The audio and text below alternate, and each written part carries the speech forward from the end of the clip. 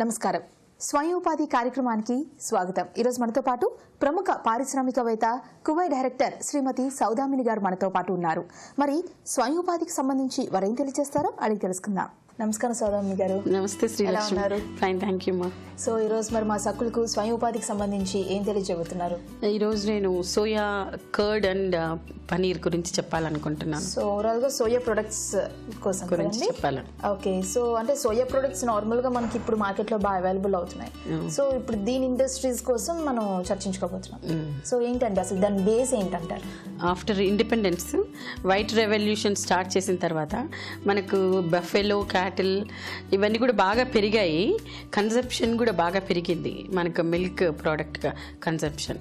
కాకపోతే ఏంటంటే ఇప్పుడు మనకు చాలా మట్టుకు పాలు రూపాన చాలా వెళ్ళిపోతుంది. దాంట్లో ఓన్లీ హాఫ్ కూడా పాయిశ్చరైజ్డ్ కాదు, కొన్ని ఏమో ఫార్మల్ గాను, కొన్ని అంటే యూసేజ్ ఇండోర్ యూసేజ్ లాగా అన్ఆథరైజ్డ్గా సెక్టర్ కింద అది చాలా మిల్క్ యూజ్ చేయబడుతుంది.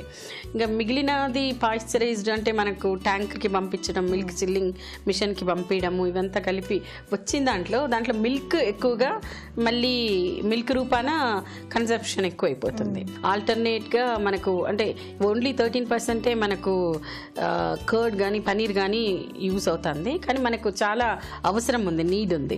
దానికి ఆల్టర్నేట్గా సోయా కర్డ్ పనీర్ని డెవలప్ చేయడానికి వీలయ్యింది.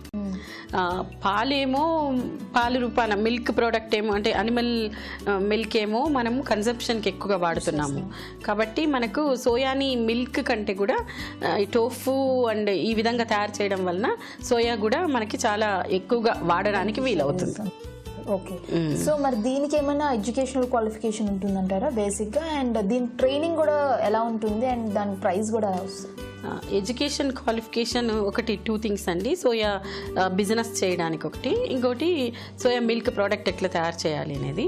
సో 10+ సరిపోతుంది. మెయిన్గా బిజినెస్ వ్యూలో ఆలోచిస్తే మనం ఈడిపి చేయాలి, ఎంటర్ప్రెన్యూరల్ డెవలప్మెంట్ ప్రోగ్రామ్ అనేది. దానివల్ల మనకేంటంటే మనము ఎలా సూట్ అవుతుంది మనం బిజినెస్ చేయడానికి, మనం ఎలా ప్రాజెక్ట్ రిపోర్ట్ తయారు చేసుకుంటాము, లోన్స్ ఎలా తెచ్చుకుంటాము, ఇలాంటివన్నీ కూడా ప్రజెంట్ మార్కెట్ ఎట్లా ఉంది, సో మనం బిజినెస్కి మనం ఎంత సూటబుల్గా నడుచుకోగలుగుతాం, ఇవన్నీ కూడా మనకు ఈడిపిలో మనకు క్లియర్గా చెప్తుంటారు. సోయా మిల్క్ తయారు చేయడం అనేది సో ఎన్ఎస్ఐసి ఇంక్యుబేషన్ సెంటర్లో చిన్న అంటే సోయా మిల్క్ తయారు చేయడం ఎట్లా తీయచ్చు అనేది చెప్తూ ఉంటారు ఇంక్యుబేషన్ సెంటర్స్ ఉన్న దగ్గరల్లా కూడా. సో అది కోవిలో కూడా నేర్పించవచ్చు మిల్క్ ప్రోడక్ట్ని తీయడం. ఇంకా తర్వాత ప్రాసెసింగే కదా, అంటే కర్డ్ అండ్ పన్నీర్ అనేది ప్రాసెసింగ్ అనమాట. సో దీన్ని ఎన్ఎస్ఐసి హెల్ప్ తోటి కోవి దీని ట్రైనింగ్ కూడా ఇస్తుంది. అది ఈఎస్డిపి దానికంటే స్కిల్ డెవలప్మెంట్ ప్రోగ్రామ్ అనమాట. దానికి కూడా మనం ఇది కూడా చేయాలంటే ఇంకొక 15 days ప్రోగ్రామ్ ఇది. సో మొత్తం మీద 1 month ప్రోగ్రాము. దాంట్లో ఈడిపి, ఈఎస్డిపి చేస్తారు. రెండింటికి కలిపి ఒక 5,000 వరకు ఛార్జ్ చేస్తారు. సో ఈ సోయా మిల్క్ ప్రొడక్ట్స్ మనం పెట్టాలి అంటే ఇండస్ట్రీస్, మరి దీనికి పెట్టుబడి ఎలా ఉంటుంది అంటారు? అలాగే ఎంత స్పేస్ కావాలి అంటారు? కాటేజ్ ఇండస్ట్రీ లాగా కూడా తీసుకోవచ్చమ్మా. అంటే ఇండస్ట్రియల్ ఎస్టేట్లోనే ఉండాల్సిన అవసరం లేదు. Food processing unit industrial estate ఉంటే మాత్రం అందులో మనము తీసుకుంటే చాలా బాగుంటుంది. ఎందుకంటే దానికి కావాల్సిన పొల్యూషన్ లేకుండా నాన్ పొల్యూటెడ్ ఏరియా ఉంటుంది, దానికి కావాల్సిన సప్లై అంతా కూడా ఉంటుంది. పెరిషబుల్ కనుక దాన్ని స్టోరేజ్ ఉంటుంది, కోల్డ్ స్టోరేజ్ ప్లాంట్ దగ్గర ఉంటుంది. సో ఇవన్నీ కూడా ఫుడ్ ప్రాసెసింగ్ ఇండస్ట్రియల్ ఎస్టేట్లో తీసుకోవచ్చు. దానికి 500 yards ఉన్న ఇండస్ట్రియల్ ఎస్టేట్ని తీసుకుంటే సరిపోతుంది. పెట్టుబడి మనకు దాదాపు 25 లక్షల వరకు తీసుకోవచ్చు.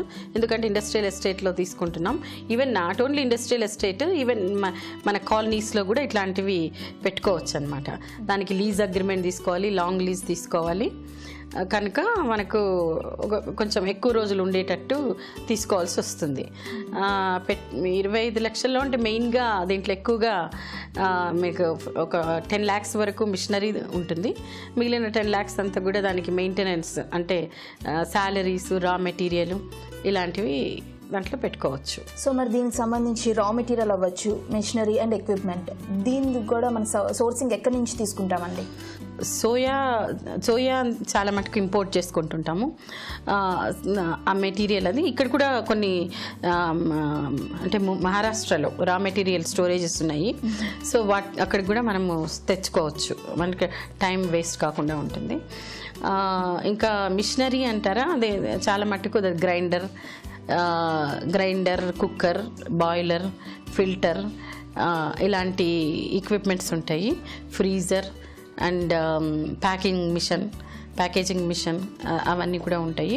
సో ఇవన్నీ కూడా మనకు మహారాష్ట్రలోనే దొరికిపోతాయి అండ్ అంధేరిలో దొరుకుతున్నాయి, బాంబేలో. సో మరి సౌదామిని గారు, ఈ స్మాల్ స్కేల్ ఇండస్ట్రీ అనేది స్టార్ట్ చేసేటప్పుడు చాలా డౌట్స్ అనేవి ఉంటుంటాయి. సో మరి అవన్నీ కూడా నివృత్తి చేసుకోవాలంటే ఏం చేయాలి? మాది డైరెక్ట్ లైన్ ఉంది, 8897777766. ఈ నెంబర్కి ఫోన్ చేసి మీకు ఏమైనా డౌట్స్ ఉంటే మీరు అడగచ్చు. మీ నేమ్ని రిజిస్టర్ చేసుకోవచ్చు ఈడీపీ చేయడానికి. కోవి ఆఫీసు బేగంపేట ప్యాంటలూన్స్ అడ్జసెంట్ లేన్లో ఉంది. మీరు వర్కింగ్ అవర్స్ వచ్చి మీరు కౌన్సిలింగ్ కూడా దొరుకుతుంది అక్కడ. మీరు వర్కింగ్ అవర్స్ వచ్చి మీ డౌట్స్ అన్ని క్లియర్ చేసుకోవచ్చు. covi.com అనేది మా వెబ్సైట్. ఫేస్బుక్లో కూడా మేము ఉంటున్నాము, మీరు ఫాలో అవ్వచ్చు. సో సౌదామిని గారు, స్వయం ఉపాధికి సంబంధించి మా సకులకు మీరు చాలా చక్కటి వివరాలు అందించారండి. ధన్యవాదాలు. నమస్తే శ్రీలక్ష్మి. ఇది ఇవాల్టి స్వయం ఉపాధి కార్యక్రమం. మరో ఎపిసోడ్లో మళ్ళీ కలుద్దాం. అంతవరకు సెలవు. నమస్కారం.